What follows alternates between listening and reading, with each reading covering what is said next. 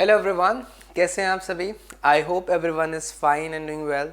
This is your English mentor Jatin Madan and I welcome all of you to Guidely. So एक बार फिर से हाजिर हैं एडिटोरियल सेशन को लेकर के।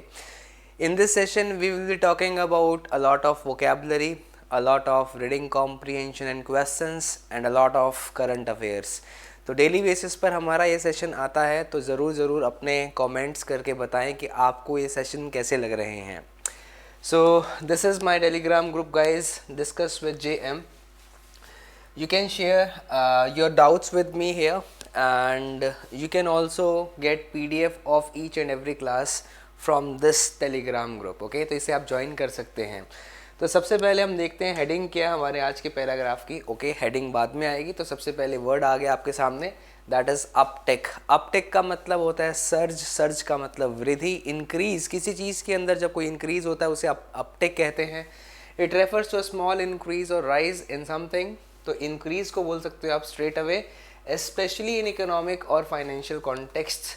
तो इकोनॉमिक संदर्भों में आप जब किसी चीज़ को ग्रेजुअल इंक्रीज, थोड़ा सा इंक्रीज देखते हैं तो आप उसे अपटेक कहते हैं। सिनोनिम्स हो जाएंगे इंक्रीज, राइज और अपटर्न। ठीक है, इसके साथ में आप लिख सकते हैं सर्ज। सर्ज का मतलब होता है इंक्रीज, जबकि इसका अपोजिट हो जाएगा down turn, reduction, drop, plummet, dwindle. Plummet यानी कि डिक्रीज, और लिखते हैं साथ में ड्विंडल। ड्विंडल का मतलब ये होता है कम होना। आपके सामने एग्जाम्पल है the stock market experience. Experience का मतलब होता है विटनेस करना, अनुभव करना। स्टॉक मार्केट ने अनुभव किया एक अपटेक यानी कि increase in trading activity following the release of positive earnings report. तो जब पॉजिटिव अर्निंग्स रिपोर्ट रिलीज़ की गई उसके बाद में स्टॉक मार्केट ने एक्सपीरियंस किया अपटेक यानी कि इंक्रीज, ट्रेडिंग एक्टिविटी के अंदर इंक्रीज, लोगों ने स्टॉक्स को लेना शुरू कर दिया था। चलिए, next word is heartening. Heartening का मतलब होता है जो आपका मनोबल बढ़ा दे, मोटिवेटिंग और बोल सकते हो encouraging. So it describe something that inspires hope, जो आपके अंदर आशा की किरण लाए। Encouragement and optimism. ऑप्टिमिज्म का मतलब होता है आशावाद। Encouraging, inspiring, रीएश्योरिंग। रीएश्योरिंग का मतलब गारंटी दे रहा है ऐसा होगा ही होगा। डिसहार्टनिंग का मतलब होता है demotivating, discouraging, demoralizing. So these are antonyms of encouraging.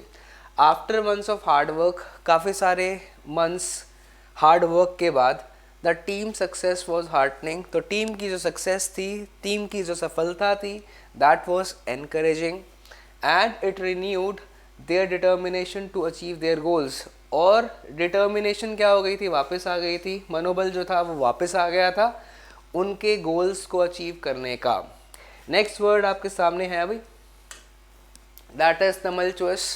टमल्चुअस का अर्थ निकल के आता है डिसऑर्डर, कन्फ्यूज़न। जब किसी चीज़ के अंदर केओस हो जाता है, अस्त व्यस्तता आ जाती है, सारी चीज़ें उथल पुथल हो जाती हैं, तो उसे आप बोलते हैं tumultuous. So it is characterised by disorder, confusion और टर्बुलेंस। दो प्रकार के फ्लोज होते हैं, एक स्ट्रीमलाइन फ्लो, एक टर्बुलेंट फ्लो। मान लीजिए कि जो ट्रैफिक है, एक गाड़ी के बाद में दूसरी गाड़ी जा रही है, तो ट्रैफिक जाम नहीं होगा।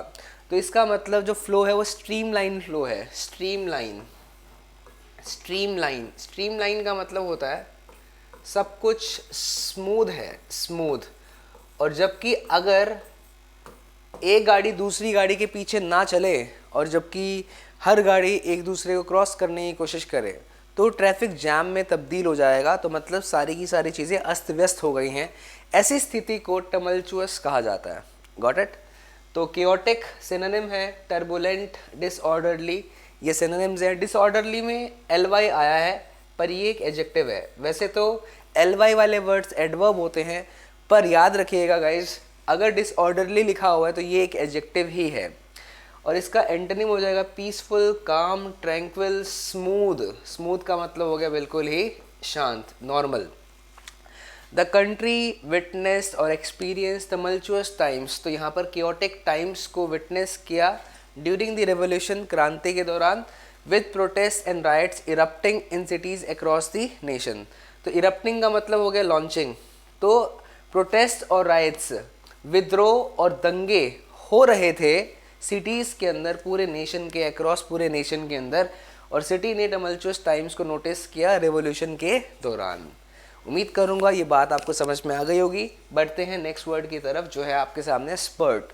Spurt, so if spurt in prices were noticed, तो इसका मतलब है प्राइजेस के अंदर इंक्रीज देखने को मिला। तो स्पर्ट का मतलब होता है टू इंक्रीज सडनली और शार्पली इन एक्टिविटी, स्पीड और ग्रोथ। जब किसी एक्टिविटी में स्पीड में या ग्रोथ के अंदर अचानक से तेज़ी देखने को मिले तो उसे आप बोलते हैं स्पर्ट। अक्सर ये प्राइजेस के बढ़ने के लिए इन्फ्लेशन के टर्म्स में स्पर्ट इन प्राइजेस यूज़ किया जाता है। सिनोनिम्स है सर्ज, जो कि मैंने आपको बताया, गश, फ्लो, ठीक है, गश का मतलब होता है बहुत ही तेज बहाव। एंटोनिम्स एंड ट्रिकल, ड्रिबल, सीप, मतलब बहुत धीरे धीरे किसी चीज़ का रिसाव होना। There was a sudden spurt of growth in the company's profit, तो कंपनी के प्रॉफिट के अंदर बहुत ही अचानक से, सडन का मतलब होता है एब्रप्ट, अचानक से, स्पर्ट यानी कि इंक्रीज देखने को मिला ग्रोथ के अंदर। समझ में आया? चलिए नेक्स्ट वर्ड आपके सामने है ब्रीच। ब्रीच का मतलब होता है उल्लंघन करना, एज इफ किसी लॉ यानी कि कानून का उल्लंघन किया जा रहा है, कानून को तोड़ा जा रहा है, उसे आप ब्रीच करना कहते हैं। इट मीन्स टू ब्रेक और वायलेट। वायलेट का मतलब भी होता है ब्रेक करना। Something such as rule, agreement और बाउंड्री, किसी भी मर्यादा, किसी भी एग्रीमेंट यानी कि सहमति को तोड़ना, किसी भी रूल को तोड़ना ब्रीच कहा जाता है। ब्रीच एक क्रिया है। वायलेटेड इसका सिनोनिम है ब्रोकन, ट्रांसग्रेस्ड और लिख सकते हैं flout. DeFi, DEFY, got it guys. ये सारे के सारे सिनोनिम्स हैं ब्रीच के। अब आपके सामने एंटोनिम है अपहेल्ड, सपोर्ट करना, ओबे, रिस्पेक्ट, ऑनर, कंप्लाई, किसी रूल एंड रेगुलेशन का पालन करना, कंप्लाई करना, कन्फॉर्म करना, कन्फॉर्म, फॉलो करना, फॉलो करना, अडहेयर करना, स्टिक करना, ADHERE, अडहेयर, एस्पाउस, ESPOUS, ये सारे के सारे क्या हो गए? इसका मतलब होता है पालन करना और इसका मतलब होता है उल्लंघन करना। The company breach the terms of the contract, company ने तोड़ा कॉन्ट्रैक्ट की टर्म्स को by failing to deliver the goods on time. तो वो गुड्स मतलब कि कंसाइनमेंट टाइम पर डिलीवर नहीं कर पाई थी, इसलिए उसने टर्म्स को तोड़ दिया। तो कंपनी को टाइमली गुड्स को एक जगह से दूसरी जगह पर पहुंचाना था, वो नहीं कर पाई, तो टर्म्स को उन्होंने तोड़ दिया, तो ब्रीच किया। Next word is throttle. Throttle का मतलब होता है चोक करना, किसी का दम घोटना, स्मोदर करना। Okay, it means to restrict और रिड्यूस द फ्लो, स्पीड और इंटेंसिटी ऑफ समथिंग। जब किसी चीज़ का फ्लो चल रहा है, उस फ्लो को अगर रोका जा रहा है तो उसे थ्रोटल करना कहते हैं, चोक करना कहते हैं। सपोज कीजिए किसी पाइप के अंदर, प्लास्टिक पाइप के अंदर पानी जा रहा है और आपने आगे हाथ अड़ा दिया, जिससे पानी का फ्लो क्या हो गया? रिस्ट्रिक्ट हो गया, लिमिटाइज हो गया, इसे आप बोलते हैं, उसे आप थ्रोटल कर रहे हैं। इंटेंसिटी को रिस्ट्रिक्ट करना, टिपिकली बाय कंट्रोलिंग और रेगुलेटिंग इट डेलिबरेटली। डेलिबरेटली का मतलब होता है नोइंगली और विलिंगली, विलिंगली और नोइंगली।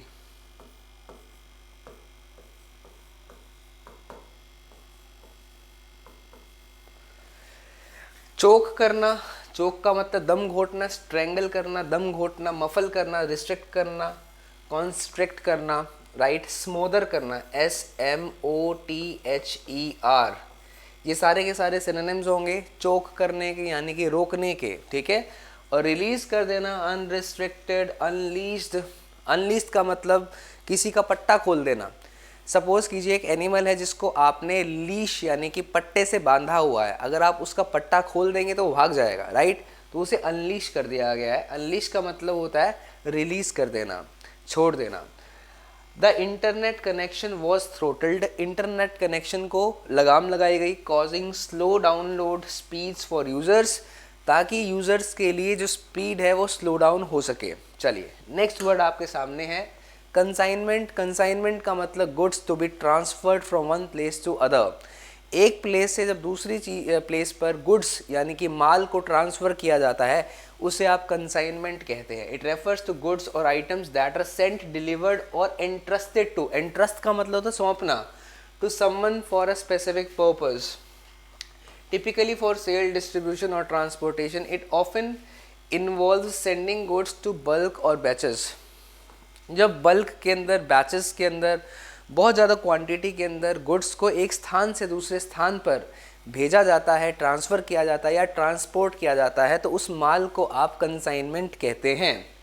तो शिपमेंट है, डिलीवरीज है, लोड्स है, ठीक है। रिट्रीवल, रिटर्न्स, विड्रॉल्स, वापस ले लेना किसी चीज़ को, दैट इज़ अपोजिट हो जाएगा कंसाइनमेंट का।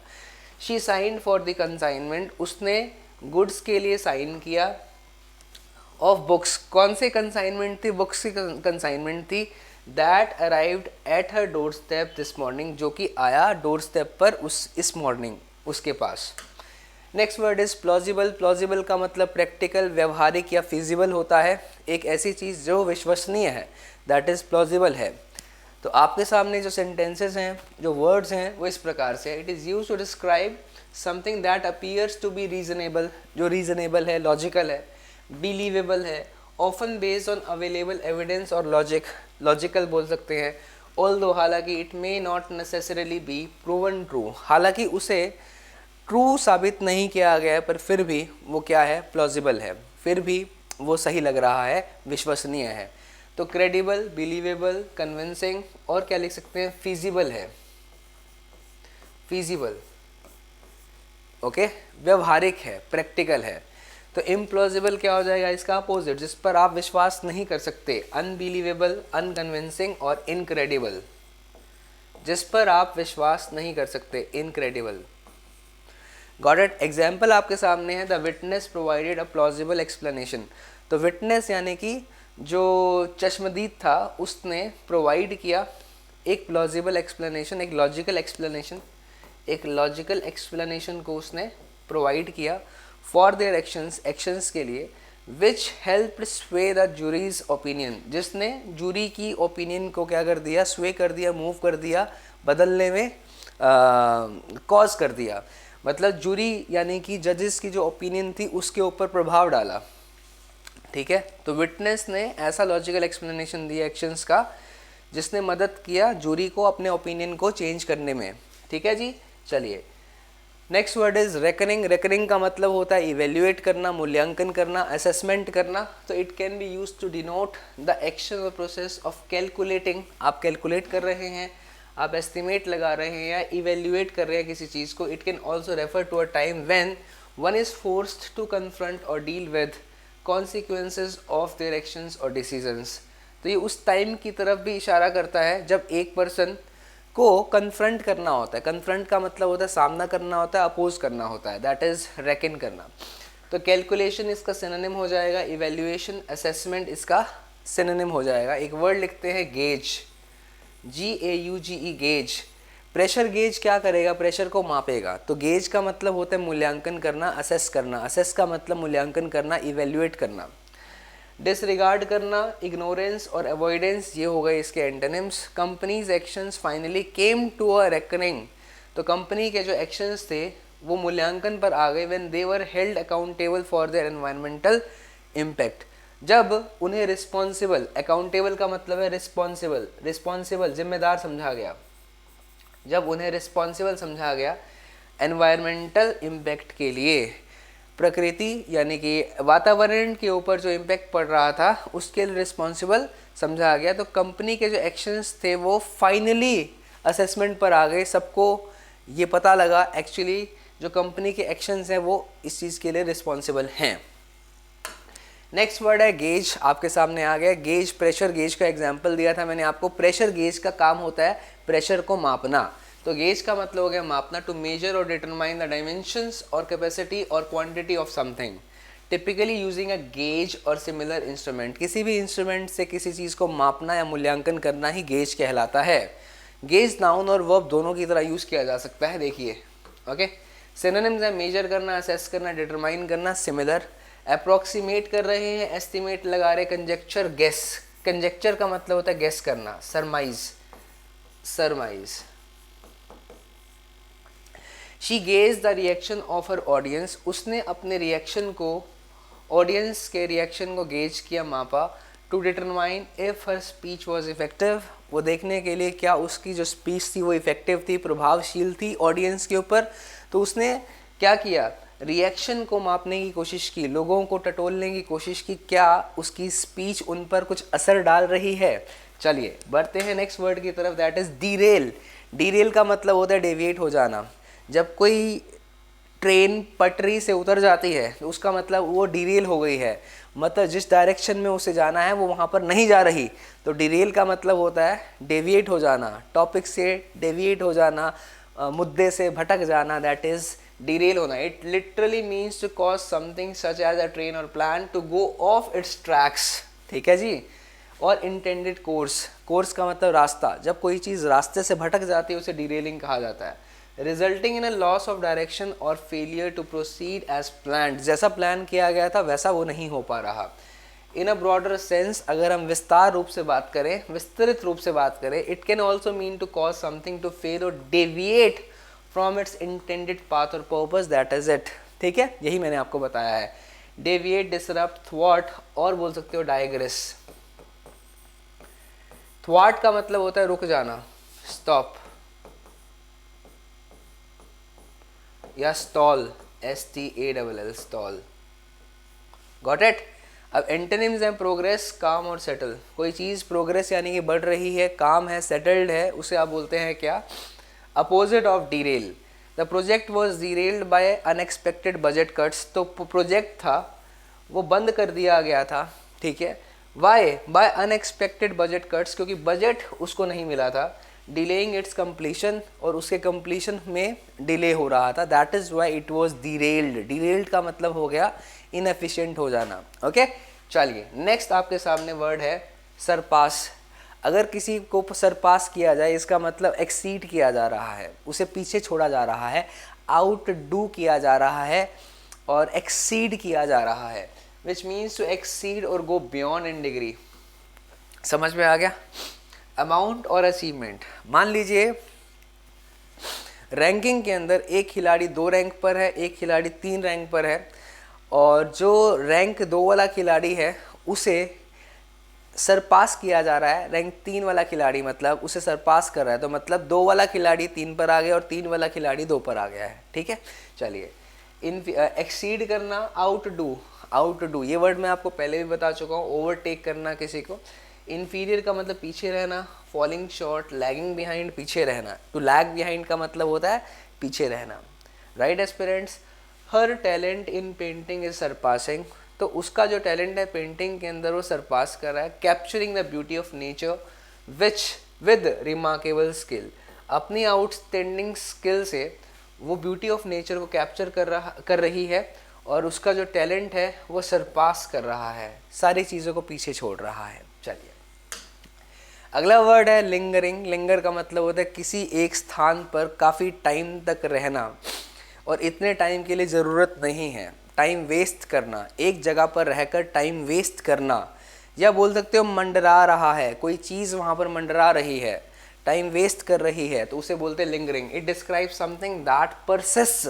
परसिस्ट का मतलब होता है लगातार किसी जगह पर बने रहना, for a long time, particularly, especially, typically, when referring to something unpleasant or slow to end। समझ में आ गया।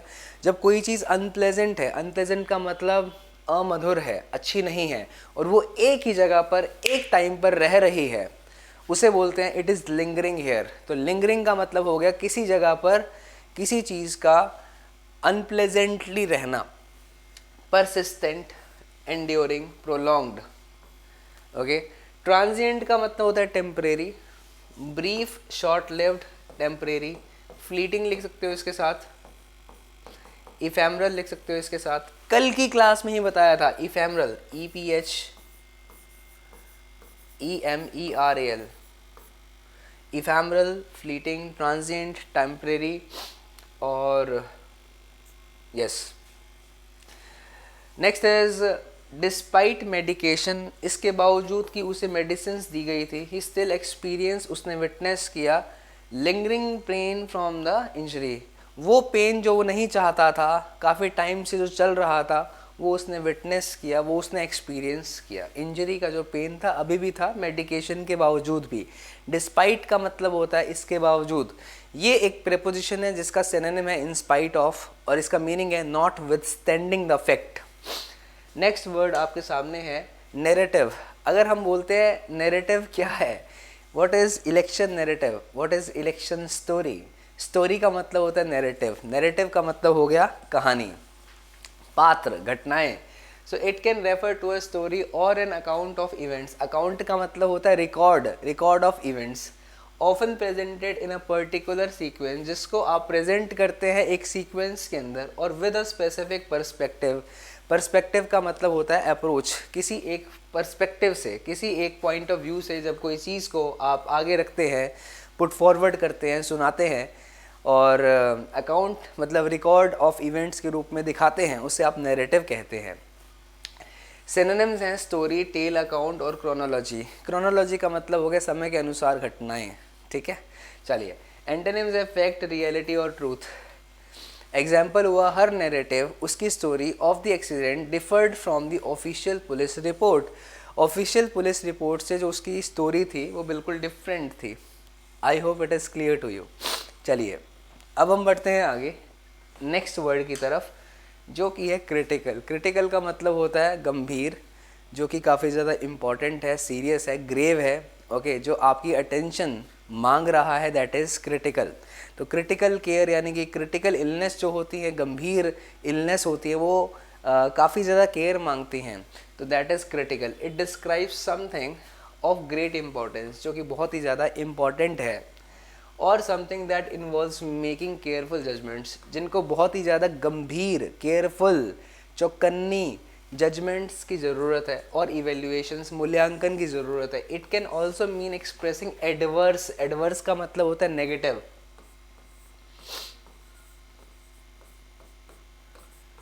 और डिसअप्रूविंग कमेंट्स और जजमेंट्स। समझ में आ गया? तो इसका मतलब ये भी हो सकता है कि कोई पर्सन जो है वो क्रिटिकल कमेंट्स कर रहा है, इसका मतलब वो क्रिटिक है, वो आलोचना कर रहा है। जब कोई पर्सन डिसअप्रूविंग कमेंट्स करता है, नेगेटिव कमेंट्स करता है, उसे भी आप क्रिटिकल कहते हैं। तो क्रिटिकल के यहाँ पर दो मीनिंग बताए गए हैं, एक तो सीरियस, जो बहुत ही ज़्यादा केयरफुल अटेंशन आपकी मांगता है, और दूसरा जो क्रिटिकल है वो गलत कमेंट्स को एक्सप्रेस करना भी होता है। सिनोनिम्स हैं क्रूशियल, वाइटल, एसेंशियल, की, पिवटल, सिग्निफिकेंट।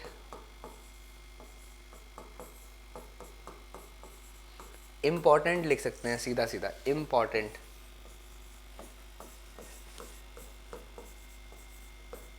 ओके, एक वर्ड है आपके सामने इनसिग्निफिकेंट यानी कि अनइम्पॉर्टेंट यानी कि तुच्छ।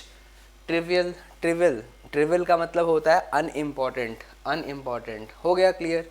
The doctor is currently treating patients in critical condition at the hospital. Doctor अभी भी ट्रीट कर रहा है पेशेंट्स को जो कि गंभीर हालत में है हॉस्पिटल में, एट द हॉस्पिटल। समझ में आ गया होगा? बढ़ते हैं आगे। हमारे सामने हेडिंग है एडिटोरियल की, वो देख लेते हैं क्या है। ट्रेड पजल, मतलब ट्रेड को पजल के रूप में देखा जा रहा है, कंफ्यूजन हो रहा है ट्रेड को देख करके, ट्रेड की रिपोर्ट को देख करके कि ये क्या हो रहा है। तो that is trade puzzle on exports and global trade. Exports का मतलब जो हम सामान अपने देश से दूसरे देश में भेजते हैं उसे एक्सपोर्ट कहा जाता है। जब हम सामान मंगवाते हैं दूसरे देश से अपने देश के अंदर, उसे आप इम्पोर्ट कहते हैं। तो अब ट्रेड पजल है, पजल किस चीज़ के ऊपर है? एक्सपोर्ट्स और ग्लोबल ट्रेड को देख करके हम पजल हो रहे हैं, बिविल्डर हो रहे हैं। पजल का मतलब कंफ्यूज होना।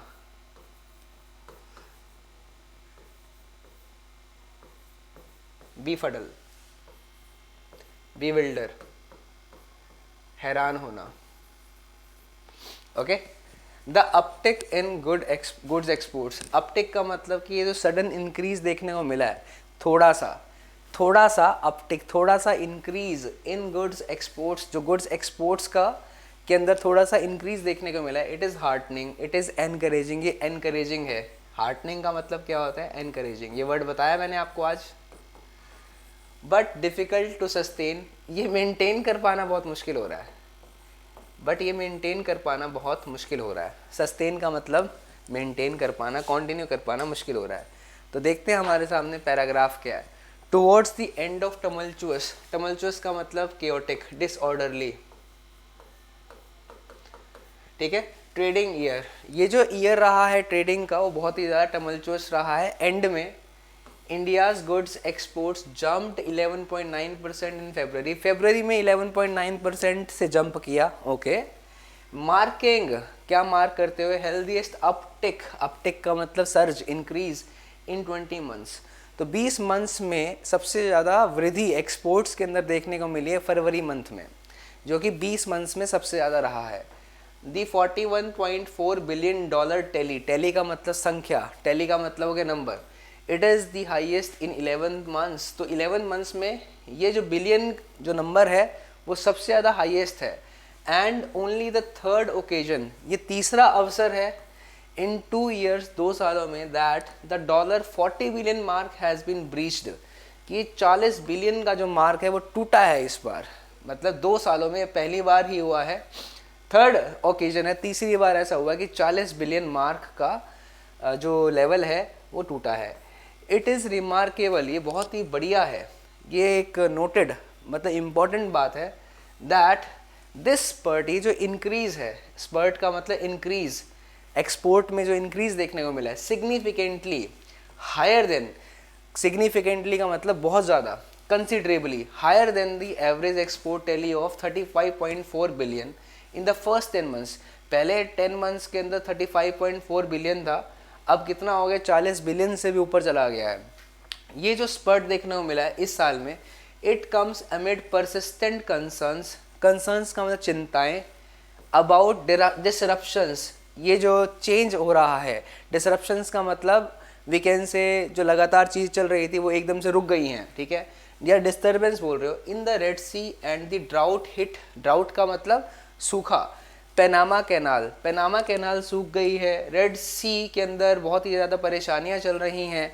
तो इतना ज़्यादा ट्रेड का बढ़ना, अरे ट्रेड कैसे बढ़ सकता है, एक्सपोर्ट्स कैसे बढ़ सकते हैं जब हमारे पास में ट्रांसपोर्टेशन फैसिलिटीज़ डिसरप्ट हो रही हैं, वहाँ पर डिस्टर्बेंस हो रही है, तो हमारे ट्रेड कैसे बढ़ रहे हैं। तो यहाँ पर बात हो रही है कि ये तब हुआ है जब रेड सी के अंदर डिस्ट्रप्शन चल रही हैं और पैनामा कैनाल सूख गई है, that have throttled, choked vital trading routes and spiked the time and cost of moving consignments। तो मूविंग कंसाइनमेंट्स की कॉस्ट भी बढ़ गई है, ओके, और टाइम भी ज़्यादा बढ़ रहा है। तो ये कैसे, मतलब एक्सपोर्ट्स कैसे बढ़ रहे हैं। While the last 2 months trade number suggest that, जो लास्ट के 2 months के ट्रेड नंबर्स हैं ये हमें सामने दिखाते हैं, India is yet to feel the full impact of the logistics challenges. तो अभी इंडिया को लॉजिस्टिक्स चैलेंजेस का इम्पैक्ट अभी देखना बाकी है, मतलब अभी फ़र्क नहीं पड़ा है। ऐसे लग रहा है कि जैसे कि इतनी ज़्यादा प्रॉब्लम्स तो हो रही हैं, एक्सपोर्ट्स बढ़ रहा है, और इसका मतलब तो जैसे ये इन दोनों ने हमारे ऊपर इम्पैक्ट डाला ही नहीं, हमारे एक्सपोर्ट्स पर, हमारे ट्रेड पर, तो अभी ये असर देखना बाकी है, ओके। लॉजिस्टिक्स का मतलब होता है ट्रांसपोर्टेशन, ट्रांसपोर्टेशन का चैलेंज जो है अभी देखना बाकी है। फॉर सर्विसिंग की markets in Europe and the Americas, it may be, समझ में आ गया। तो मतलब कि यूरोप और अमेरिका के अंदर जो एक्सपोर्ट कर रहे हैं, आप सर्विसेज प्रोवाइड कर रहे हैं, तो ये इम्पैक्ट अभी देखना इन दोनों चीज़ों का, रेड सी का डिसरप्शन और ड्राउट हिट पैनामा कैनाल का अभी इम्पैक्ट देखना अभी बाकी है। It may be too simplistic a conclusion, मतलब ये कंक्लूजन निकाल पाना बहुत ही ज़्यादा आसान नहीं है, इतना सिंपल नहीं है। जब टू का इस्तेमाल किया जाता है किसी चीज़ के साथ तो इसका मतलब अपोजिट ही उसका सही होता है। जैसे it is tea is too hot to be taken, चाय इतनी गर्म है कि पी नहीं जा सकती। So it is too simplistic a conclusion, ये इतना ज़्यादा सिंपल कंक्लूजन नहीं है। इट इज़ प्लॉजिबल, ये बिलीवेबल है, ये मान सकते हैं, माना जा सकता है, that some of February's numbers में रिफ्लेक्ट शिपमेंट्स तो that were probably dispatched earlier and reach their destinations only last month using longer roots.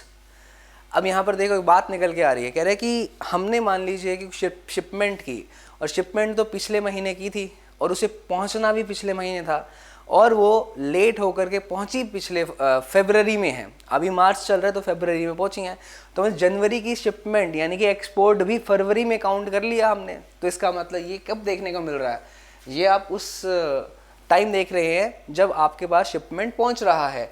Economist को लगता है a combination of backlogged orders, मतलब बैकलॉग्ड ऑर्डर्स का मतलब हुआ कि जो पहुंच जाना चाहिए था डिले हो गया। Attaining fruition and demand improvements may be at work, ऐसे लग रहा है कि जैसे बैकलॉग जो लगा है ना, जो पीछे डिले हुआ है वो अब बाद में पहुंचा है, तो इसके कारण से एक्सपोर्ट्स बढ़े हैं। However with interest rates still high, interest rates क्या है, हाई है। Global demand conditions are yet to be demonstrate the rebound, तो अभी जो ग्लोबल डिमांड की कंडीशंस है वो अभी डिमॉन्स्ट्रेट करनी बाकी हैं कि वो दोबारा से रिबाउंड करेंगी, दोबारा से अच्छी होंगी, मतलब डिमांड फिर से बढ़ेगी। The World trade Organization had hoped for in 2024, अभी 2024 के अंदर कहा नहीं जा सकता कि रिबाउंड करेगा, ठीक है, मतलब वी कैन नॉट से कि अभी हो चुका है, क्योंकि they are yet to demonstrate, अभी ये दिखाना बाकी है। वर्ल्ड ट्रेड ऑर्गेनाइजेशन को ने होप किया था 2024 के अंदर जो ट्रेड बढ़ेगा, ये अभी देखना बाकी है। World trade Organization expects global trade to rise 3.3% this year, इतना एक्सपेक्ट किया था बढ़ जाएगा, after a 0.8 crawl in 2023। So 0.8 crawl का मतलब होता है कोई चीज़ बहुत ही धीरे धीरे बढ़ना, रेंग रेंग कर बढ़ना। 2023 के अंदर ये एक्सपेक्ट कुछ और किया था, बट सिर्फ और सिर्फ 0.8% के हिसाब से बढ़ा था, और यहाँ पर अभी 3.3% के हिसाब से एक्सपेक्ट किया जा रहा है बढ़ेगा। But by its own reckoning का मतलब इसे अपने आप से मूल्यांकन करते हुए, यूजिंग ए गेज का मतलब होता है एक मेजरिंग टूल, जैसे कि प्रेशर गेज होता है, वो क्या करता है, प्रेशर को मापता है।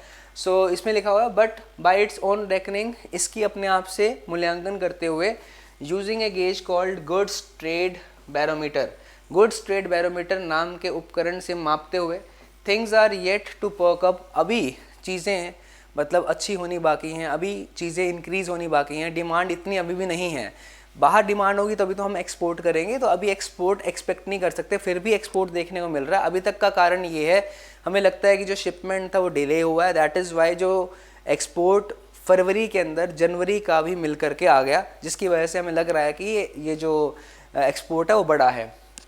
एज ऑफ मार्च 8, मतलब अगर हम मार्च 8 तक की बात करें, द बैरोमीटर बैरोमीटर जहाँ पर where a reading of over 100 reflects about trend exim volumes, जहाँ पर 100 से ऊपर रीडिंग अगर आए बैरोमीटर के अंदर तो वो रिफ्लेक्ट करता है अबाउट ट्रेंड एग्जिम वॉल्यूम्स की काफ़ी ज़्यादा वॉल्यूम, काफ़ी ज़्यादा ट्रेड अच्छा हो रहा है। हेड रीडिंग जस्ट 100.6, वो रीडिंग सिर्फ और सिर्फ 100.6, मतलब बैरोमीटर की स्टैंडर्ड रीडिंग के थोड़ी सी ऊपर ही आई है।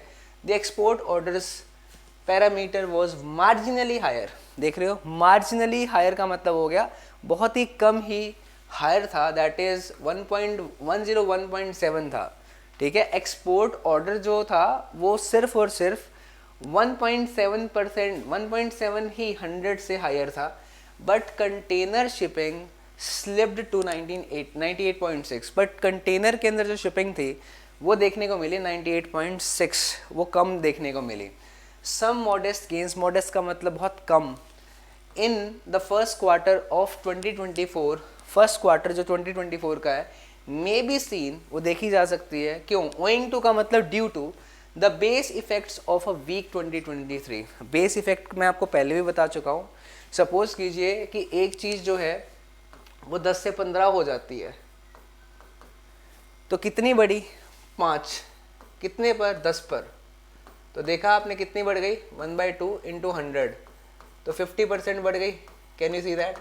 और अगर वही चीज़ 15 से 20 हो जाए, 15 से 20 हो जाए, बढ़ी कितनी, 5, अब कितने पे बढ़ी, 15 पे बढ़ी, तो किसका मतलब 1/3, 1/3 का मतलब हो गया 33.33%। कैन यू सी दैट कि पहले 5 के बढ़ने से 50% बढ़ी थी, अब 5 के बढ़ने से 33.3% बढ़ी है।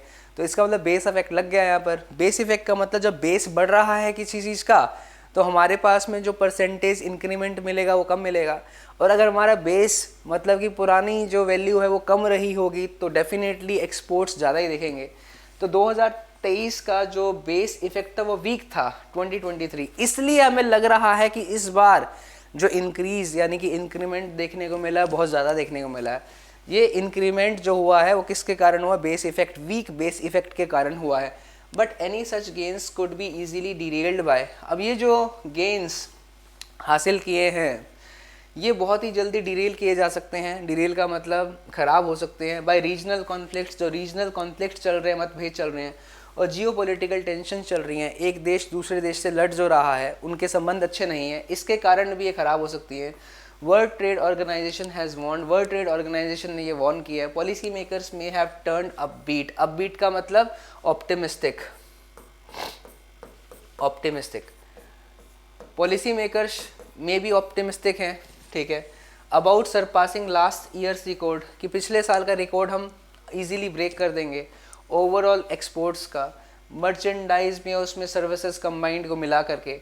But must not lose sight of lingering risk, पर उनको ये नहीं भूलना चाहिए कि अभी रिस्क जो है वो होवर कर रहे हैं, लिंगर कर रहे हैं, अभी रिस्क भी बहुत सारे हैं और चैलेंजेस भी बहुत सारे हैं, including the impact of freight hikes. Freight का मतलब होता है जो ट्रांसपोर्टेशन का खर्चा होता है ना, उसमें भी वृद्धि हो सकती है on margins.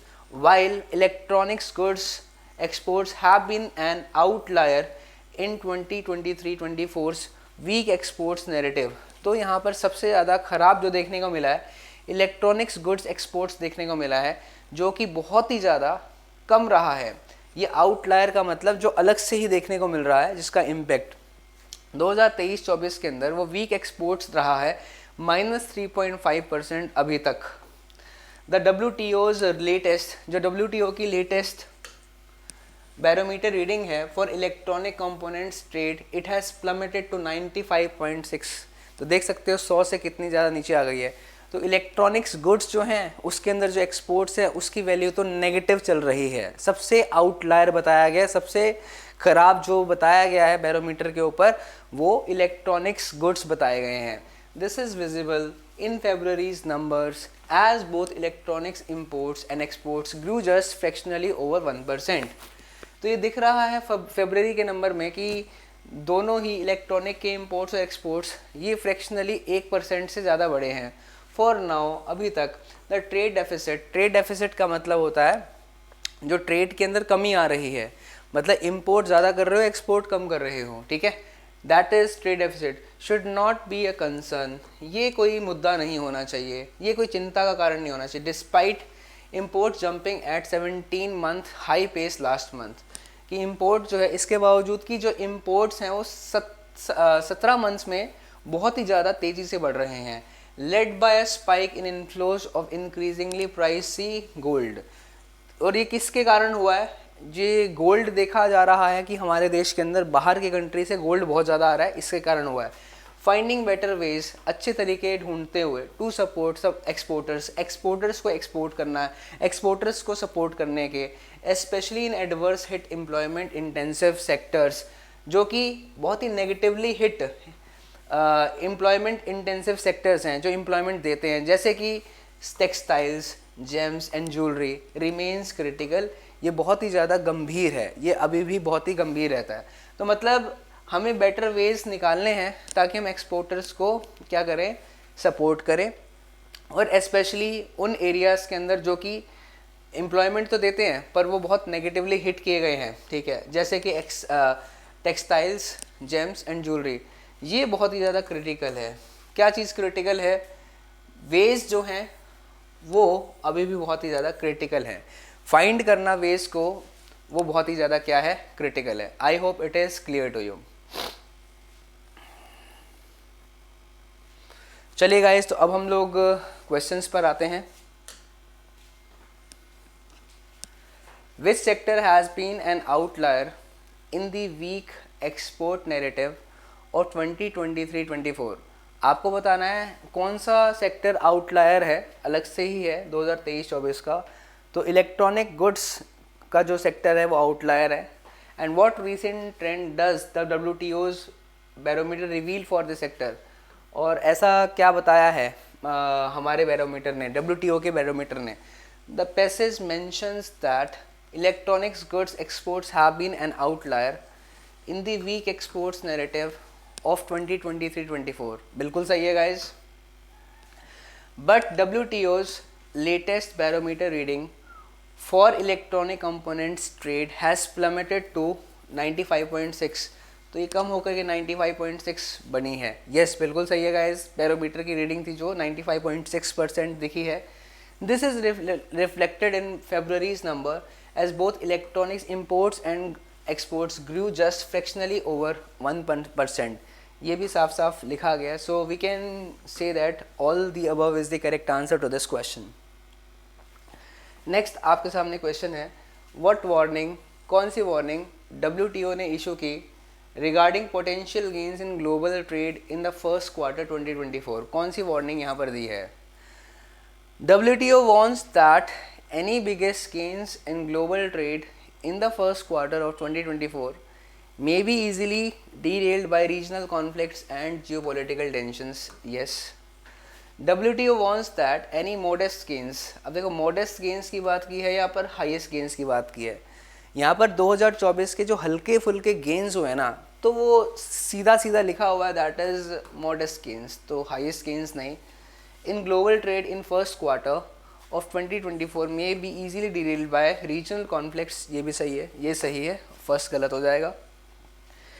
In the first quarter of may be easily derailed by the water crisis, गलत.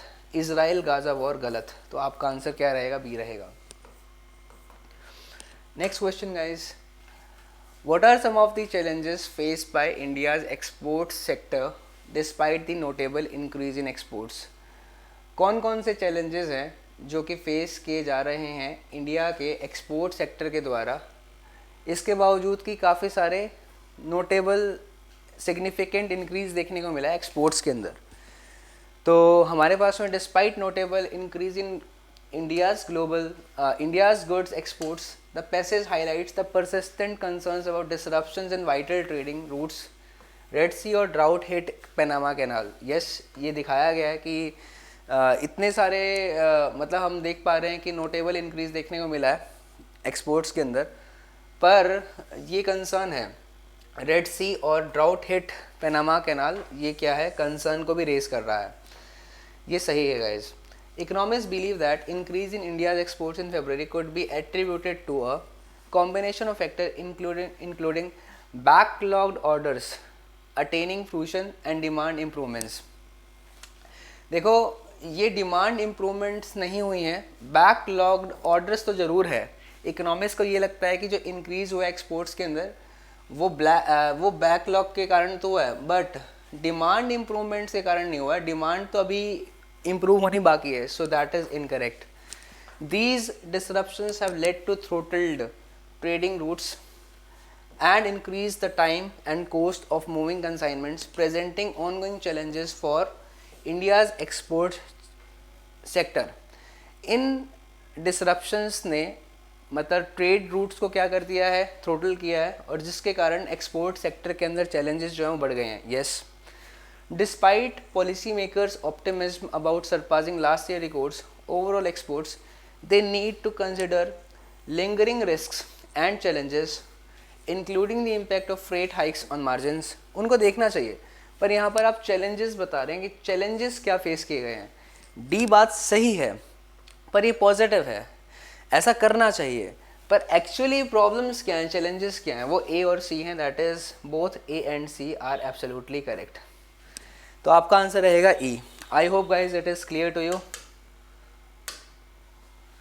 आपको बताना है what was the percentage increase in India's goods exports in February. आपको फरवरी के अंदर इंडिया गुड एक्सपोर्ट्स के अंदर कितना परसेंटेज रहा है चेंज, ये बताना है. And why is it significant, ऐसा सिग्निफिकेंट क्यों रहा है. India's goods exports jumped by 11.9% in January, okay, marking the healthiest uptake in 20 months. Second है the WTO expects global trade to rise 3.3%, This year, after a 0.8 crawl in 2023, this increase is significant as it represents a notable improvement in India's export performance amid challenging trading conditions. Okay, so ये हमें देखना पड़ेगा guys. अगर हम जाते हैं paragraph के ऊपर जाते हैं, पहले COD को देखते हैं. India's goods exports jumped by 11.8% in February में 11.8% से जंप किया. तो आपको फरवरी में बताना है कि कितना जंप किया. So let us talk about this. Paragraph पे आते हैं. So India's export jumped 11.9% in February, marking the healthiest uptick in 20 months. तो 20 मंथ्स के अंदर ये हेल्दीएस्ट अपटिक था. 11.9% जो एक्सपोर्ट्स था वो बढ़ा था फरवरी में.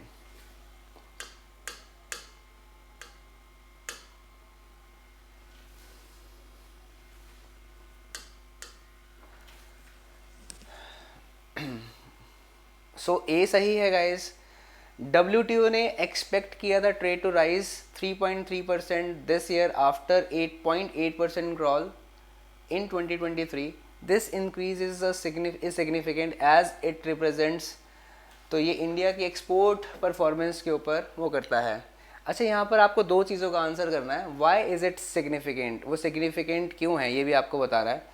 So you can see here, ये तो आपने बता दिया कि कितना हुआ था और ये 20 मंथ्स का बेस्ट था. और ये जो इंक्रीज है वो सिग्निफिकेंट है as it represents a notable improvement in India's export performance amid challenging trading conditions. Trading conditions बहुत ही ख़राब थी पर फिर भी ये नोटेबल इम्प्रूवमेंट देखने को मिली है. सो ये इस चीज़ का आंसर हो जाएगा. अब फर्स्ट सही है पर ये इस चीज़ का आंसर तो नहीं दे रहा, तो आपका आंसर क्या रहेगा? D. I hope guys it is clear to you.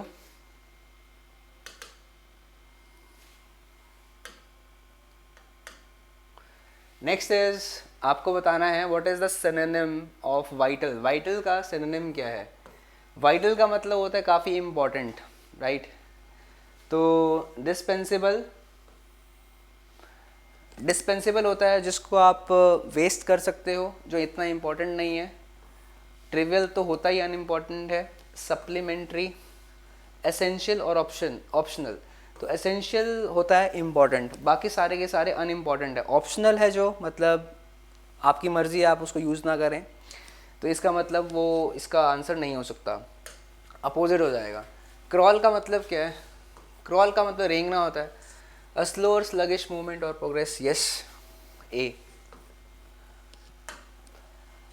Opposite बताना है आपको प्लॉजिबल का. प्लॉजिबल का मतलब होता है बिलीवेबल, इसका अपोजिट हो जाएगा अनबिलीवेबल. तो क्रेडिबल तो इसका सिनोनिम है, इम्प्लॉजिबल इसका आंसर हो जाएगा. तो ये इसका एंटोनिम है, ठीक है ना. परसुएसिव, लाइकली, बिलीवेबल, ये भी सिनोनिम्स हुए. तो आपका आंसर क्या रहेगा इसका? Implausible. Aspirants, I hope it is clear to you. So हमने देखा आपने किस तरीके से एक एक वर्ड का मीनिंग जाना और किस तरीके से हमने वोकैबुलरी को जाना और अपने रीडिंग कॉम्प्रिहेंशन के क्वेश्चंस को जाना. तो इस तरीके से अगर आप डेली मेहनत करते हैं तो डेफिनेटली एक अच्छा इम्पैक्ट आपके ऊपर पड़ता है. Thank you so much guys for being with me.